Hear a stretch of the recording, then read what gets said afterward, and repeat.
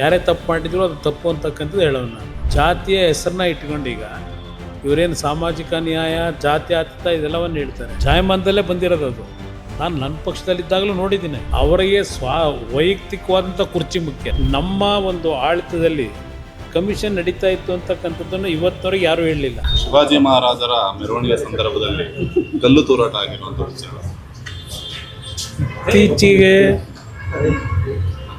ಈ ಒಂದು ಕಾಂಗ್ರೆಸ್ನ ಸರ್ಕಾರದ ರಚನೆ ಆದ ಮೇಲೆ ಯಾವ ಕಾಂಗ್ರೆಸ್ ಪಕ್ಷ ಹಿಂದೆ ಇದ್ದಂಥ BJP ಸರ್ಕಾರದ ಮೇಲೆ ಈ ಕೆಲವು ಗುಂಪುಗಳ ನಡುವೆ ನಡೀತಾ ಇದ್ದಂಥ ಘರ್ಷಣೆ ಬಗ್ಗೆ ಏನು ಅವರ ಪ್ರತಿಕ್ರಿಯೆಗಳಿತ್ತು. ಈ ಸರ್ಕಾರ ಇಲ್ಲಿ ಬಂದ ಮೇಲೆ ಕಾಂಗ್ರೆಸ್ ಸರ್ಕಾರ ಈಗಾಗಲೇ ಮದ್ದೂರು, ನಾಗಮಂಗಲ ಈ ಹಲವಾರು ಭಾಗದಲ್ಲಿ ಈ ಮೆರವಣಿಗೆಯ ಸಂದರ್ಭದಲ್ಲಿ ಹಿಂದೂ ಯುವಕರುಗಳು ಮೆರವಣಿಗೆಯನ್ನು ಮಾಡಬೇಕಾದ್ರೆ ಗಣೇಶನ ಉತ್ಸವದಲ್ಲೋ ಮತ್ತೊಂದು ಉತ್ಸವಗಳಲ್ಲಿ ಏನು ಗಲಭೆಗಳಾಯಿತು, ಅದೇ ರೀತಿಯಲ್ಲಿ ಮುಂದುವರೆದ ಬಾಗಲಕೋಟೆಯಲ್ಲಿ ಈಗ ಆಗಿರ್ತಕ್ಕಂಥದ್ದು. ಈಗ ಪೊಲೀಸ್ ಇಲಾಖೆ ಅಧಿಕಾರಿಗಳ ಮೇಲೆ ಕಲ್ಲು ತೋರಿದ್ದಾರೆ ಅಂತಕ್ಕಂಥದ್ದೇನಿದೆ. ಇವತ್ತು ಈ ಗಲಾಟೆಗಳಾದಾಗ ಪೊಲೀಸ್ನವ್ರನ್ನೂ ನೋಡಲ್ಲ, ಜನಗಳನ್ನೂ ನೋಡಲ್ಲ. ಅಮಾಯಕರಿಗೆ ಏಟಾಗ್ತಕ್ಕಂಥ ನೋಡಿದ್ದೀವಿ. ಅವ್ರು ಪೊಲೀಸ್ ಹೊಡಿಬೇಕು ಅಂತ ಹೊಡೆದಿರ್ತಾರ, ಅಲ್ಲಿದ್ದಾರೆ ಗುಂಪಿನಲ್ಲಿ ಒಂದು ಕಲ್ಲೆಸ್ತಂತ ಪೊಲೀಸ್ನವ್ರಿಗೆ ಬಿದ್ದಿದೆ. ಇಲ್ಲಿ ಪೊಲೀಸ್ ಇಲಾಖೆ ಸರ್ಕಾರಕ್ಕೆ ನಾನು ಹೇಳ್ತಕ್ಕಂಥದ್ದು, ಇಂಥ ಸಂದರ್ಭಗಳಲ್ಲಿ ಪ್ರಥಮವಾಗಿ ಸರಿಯಾದ ರೀತಿಯ ಮುಂದೆ ಏನು ಆಗ್ಬೋದು ಅಂತಕ್ಕಂಥ ಗಮನದಲ್ಲಿ ಇಟ್ಕೊಂಡಾಕಿದ್ರೆ ಈಗ ನಡೀತಿರ್ತಕ್ಕಂಥ ವಾತಾವರಣ ಎಲ್ಲ ಅಧಿಕಾರಿಗಳಿಗೂ ಗೊತ್ತಿದೆ. ಪ್ರಥಮವಾಗಿಯೇ ಇದು ಪ್ರಾರಂಭಿಕ ಹಂತದಲ್ಲೇ ಸರಿಯಾದ ರೀತಿಯ ರಕ್ಷಣೆಗಳನ್ನು ಕೊಟ್ಕೊಂಡ್ರೆ ಈ ಪರಿಸ್ಥಿತಿಗಳು ಬರಲ್ಲ.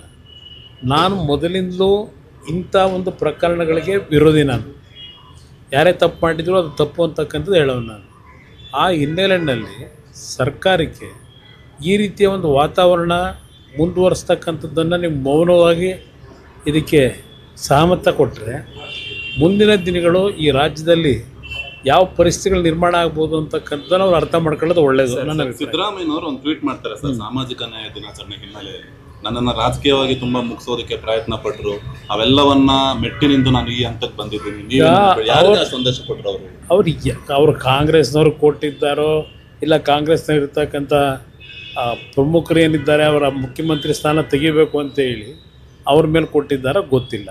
ಆದರೆ ಒಂದು ನಾನು ಹೇಳ್ತಕ್ಕಂಥದ್ದು, ಈ ರೀತಿಯ ಒಂದು ಸನ್ನಿವೇಶದಲ್ಲಿ ಅವರು ಕುರುಬ ಸಮಾಜವನ್ನು ಎಳೆದಿರ್ತಕ್ಕಂಥದ್ದು ಯಾವ ಮಟ್ಟಕ್ಕೆ ಅವರ ಒಂದು ಹೃದಯದಲ್ಲಿ ಭಾವನೆಗಳಿದೆ ಅಂತಕ್ಕಂಥದ್ದು. ಜಾತಿಯ ಹೆಸರನ್ನ ಇಟ್ಕೊಂಡು ಈಗ ಇವರೇನು ಸಾಮಾಜಿಕ ನ್ಯಾಯ, ಜಾತ್ಯತೀತ ಇದೆಲ್ಲವನ್ನು ಹೇಳ್ತಾರೆ. ಇವತ್ತು ನಮ್ಮ ಕುರುಬ ಸಮಾಜದವನು ನಾನು ಅಂತ ಹೇಳಿ ನನ್ನನ್ನು ತೆಗಿಬೇಕು ಅಂತೇಳಿ ಅಸೂಯೆಯಿಂದ ಏನೋ 16-17 ಬಜೆಟ್ನ ಅತ್ಯಂತ ಆರ್ಥಿಕ ತಜ್ಞರಿಗಿಂತಲೂ ಒಳ್ಳೆಯ ರೀತಿಯ ಬಜೆಟನ್ನು ಕೊಟ್ಟಂಥವನು ನಾನು ಎಲ್ಲ ಏನೋ ಹೇಳ್ಕೊಂಡಿದ್ದಾರೆ, ಸಾಮಾಜಿಕ ನ್ಯಾಯ ಎಲ್ಲ ಹೇಳಿದ್ದಾರೆ. ಇವತ್ತು ಸಿದ್ದರಾಮಯ್ಯನವರು ಬೆಳಿಬೇಕಾದ್ರೆ ಯಾವ್ಯಾವ ಸಮಾಜಗಳು ನಿಮ್ಮ ಪರವಾಗಿ ನಿಂತರು, ಯಾವ್ಯಾವ ಸಮಾಜದಲ್ಲಿ ನಿಮಗೆ ಬೆಂಬಲ ಕೊಟ್ಟಿದ್ದರು?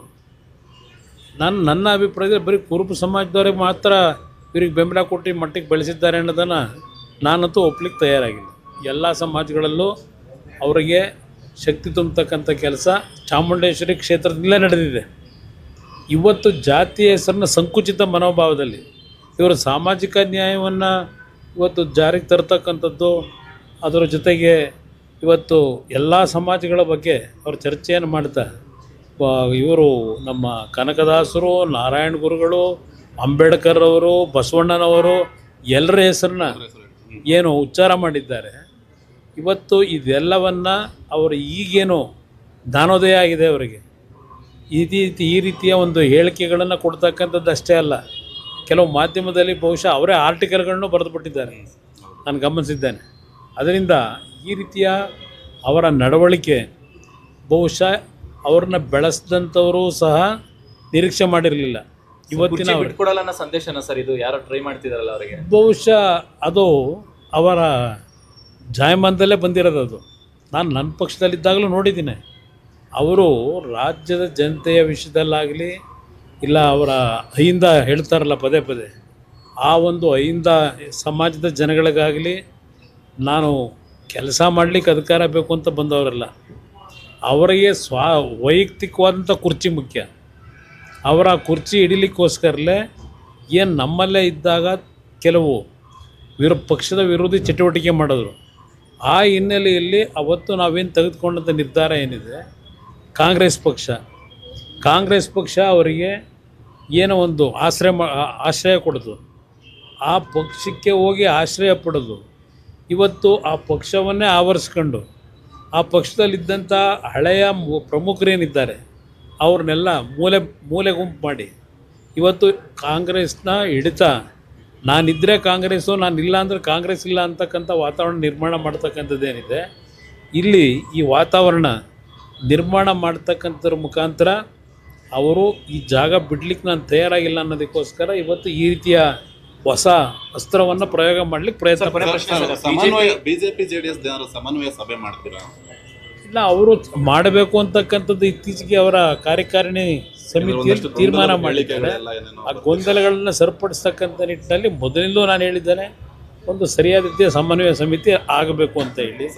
ಅವರಲ್ಲೂ ಕೆಲವರಲ್ಲಿ ಭಾವನೆ ಇದೆ, ನೋಡೋಣ ಸದ್ಯ ತೀರ್ಮಾನ. ನನಗೆ ನಮ್ಮ ಪಕ್ಷದಿಂದ ನಾವು ಯಾವುದೇ ಕಾರಣಕ್ಕೂ ಮೈತ್ರಿಯ ಒಂದು ಇದೇನಿದೆ ನಮ್ಮ ಈಗಿನ ಹೊಂದಾಣಿಕೆ, ಅದರಲ್ಲಿ ಯಾವುದಕ್ಕೂ ಚ್ಯುತಿ ಬರದೇ ಇರತಕ್ಕಂಥ ರೀತಿಯಲ್ಲಿ ನಮ್ಮ ಪಕ್ಷ ನಾವು ನಡ್ಕೊಳ್ತಕ್ಕಂಥದ್ದು ಸೂಚನೆ ಕೊಡ್ತೀವಿ. ಬಿಜೆಪಿ ಶಾಸಕ ಚಂದ್ರು ಲಮಾಣಿ ಲೋಕಾಯುಕ್ತ ಟ್ರಾಪ್ ಆಗಿದ್ದಾರೆ, ಗುತ್ತಿಗೆದಾರನ ಹತ್ರ 10 ಲಕ್ಷ ಲಂಚ ತಗೊಳ್ಬೇಕಾದ್ರೆ ಇದು ಆ ಶಾಸಕರನ್ನೇ ಕೇಳಬೇಕು. ಇಲ್ಲಿ ಮೊನ್ನೆ ಇವರೇನು ಹೇಳ್ತಿದ್ದಾರಲ್ಲ ನಮ್ಮ ಸತೀಶ್ ಜಾರಕಿಹೊಳಿ ಅವರು, ಏನು ಎಲ್ಲ ಸಂದರ್ಭದಲ್ಲೂ ನಡೀತಿತ್ತು ಅದು ಇದು ಅಂತ ಹೇಳಿ ಮೊನ್ನೆ ಅವರು ಹೇಳಿದ್ದಾರೆ. ಆದರೆ ನಾನು 2 ಬಾರಿ ಮುಖ್ಯಮಂತ್ರಿ ಆದಾಗ ಈ ಗುತ್ತಿಗೆದಾರರಿಗೆ ಹಣ ಬಿಡುಗಡೆ ಮಾಡಬೇಕಾದ್ರೆ ಪ್ರತಿ ಮಂತು 30ನೇ ತಾರೀಕಿನಂದು ಚೆಕ್ ಅವ್ರ ಮನೆ ಬಾಗಿಲಿಗೆ ಹೋಗ್ತಕ್ಕಂಥ ಒಂದು ವ್ಯವಸ್ಥೆ ಮಾಡಿದ್ವಿ ನಾನು ಮುಖ್ಯಮಂತ್ರಿ ಆಗಿದ್ದಾಗ. ನಾನು ಮುಖ್ಯಮಂತ್ರಿ ಆದಂಥ ಅವಧಿಯ ಬಗ್ಗೆ ಬಹುಶಃ ಇತ್ತೀಚಿನ ದಿನಗಳಲ್ಲಿ ರಾಜ್ಯದಲ್ಲಿ ಈ ಕಮಿಷನ್ ಬಗ್ಗೆ ಏನು ಚರ್ಚೆ ನಡೀತಿದೆ, ನಮ್ಮ ಒಂದು ಆಡಳಿತದಲ್ಲಿ ಕಮಿಷನ್ ನಡೀತಾ ಇತ್ತು ಅಂತಕ್ಕಂಥದ್ದನ್ನು ಇವತ್ತಿನವರೆಗೆ ಯಾರೂ ಹೇಳಲಿಲ್ಲ. ನಾವು ಅಷ್ಟು ಕಟ್ಟುನಿಟ್ಟಿನಲ್ಲಿ ಏನು ಮಾಡ್ತಾಯಿದ್ವು, ಈ ರೀತಿಯ ಒಂದು ವಾತಾವರಣ ಇವತ್ತಿರ್ತಕ್ಕಂಥದ್ದು ಸಹಜ. ನನಗೋದ್ರ ಅರಿವಿದೆ. ಇವತ್ತು ಇಂಥ ಒಂದು ವಾತಾವರಣ ಏನಿದೆ, ಇವೆಲ್ಲ ಸರಿಯಾಗಬೇಕು ಅಂದರೆ ಯಾರ ಒಂದು ನಾಯಕತ್ವದಲ್ಲಿ ಯಾರನ್ನು ಇವತ್ತು ಆಯ್ಕೆ ಮಾಡಿದ್ರೆ ಈ ರಾಜ್ಯದಲ್ಲಿ ಇಂಥ ಒಂದು ಪರಿಸ್ಥಿತಿಗಳನ್ನು ಸಂಪೂರ್ಣವಾಗಿ ಇವತ್ತು ನಿಶಸ್ತ್ರಗೊಳಿಸ್ತಕ್ಕಂಥದ್ದಕ್ಕೆ ಜನ ತೀರ್ಮಾನ ಮಾಡಬೇಕು ಅನ್ನೋದು ಹೇಳ್ತೀನಿ. ಯಾವುದೇ ಸುದ್ದಿಯ ಅಪ್ಡೇಟ್ ಅನ್ನ ಮಿಸ್ ಮಾಡ್ಕೊಳ್ಬಾರ್ದು ಅಂದ್ರೆ ಈಗ್ಲೇ ಒನ್ ಇಂಡಿಯಾವನ್ನ ಸಬ್ಸ್ಕ್ರೈಬ್ ಮಾಡಿ. ನಿಮಗೆ ಬೇಕಾದ ಭಾಷೆಯಲ್ಲಿ ಎಲ್ಲಾ ಸುದ್ದಿ ತಿಳಿಬೇಕು ಅಂದ್ರೆ ಒನ್ ಇಂಡಿಯಾ ಆಪ್ ಅನ್ನ ಡೌನ್ಲೋಡ್ ಮಾಡ್ಕೊಳ್ಳಿ.